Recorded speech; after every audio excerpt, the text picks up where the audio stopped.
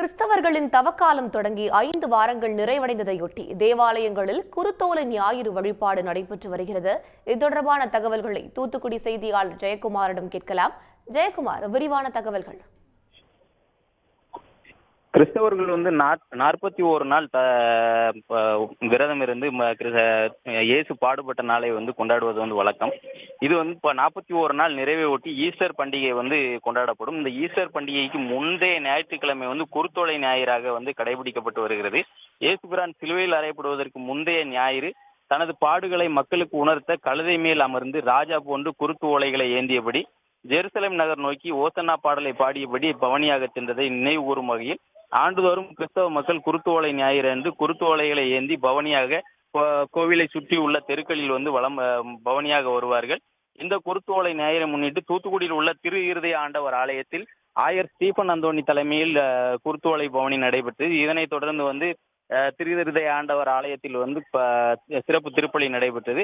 இதே போல் உலக புகழ்பெற்ற பனிமய மாதா பேராலயத்தில் பங்கு தந்தை ஸ்டார்வின் தலைமையில் குருத்தோலை பவனி நடைபெற்றது. இதில் பல்லாயிரக்கணக்கான மக்கள் குருத்தோலைகளை ஏந்தி கோவிலை சுற்றியுள்ள தெருக்களில் பவனியாக வந்தனர். இதனைத் தொடர்ந்து சிறப்பு திருப்பலியும் நடைபெற்றது. இந்த குருத்தோலை பவனியில் ஓசன்னா பாடலை பாடியபடி பவனியாக வந்தார்கள். இதைத் தொடர்ந்து இந்த வாரம் வியாழக்கிழமை பாதம் கழுவும் நிகழ்ச்சி மற்றும் வெள்ளிக்கிழமை இயேசு உயிர் நீத்த புனித வெள்ளியை அனுசரிப்பார்கள். அதன் பின்பு ஞாயிற்றுக்கிழமை ஈஸ்டர் பண்டிகை கொண்டாடப்படும். இந்த தவக்காலம் இந்த தவக்காலத்துக்கு முந்தைய ஞாயிறான இன்று எல்லா கோவில்களிலுமே குருத்தோலை ஞாயிறு அனுசரிக்கப்பட்டது. அடுத்த ஞாயிறு ஈஸ்டர் பண்டிகையாக கொண்டாட இருக்கிறார்கள் கிறிஸ்தவர்கள். விரிவான தகவல்களை பதிவு செய்தமைக்கு நன்றி ஜெயக்குமார். நம் இறைவனாகிய ஆண்டவருக்கு நன்றி கூறு.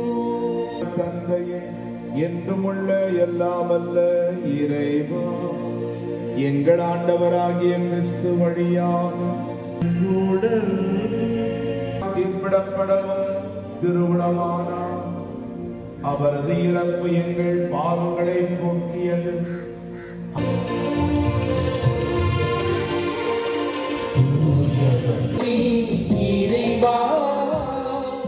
உடனுக்குடன் செய்திகளை தெரிந்து கொள்ள சன் நியூஸ் பெல் ஐகானை கிளிக் பண்ணுங்க.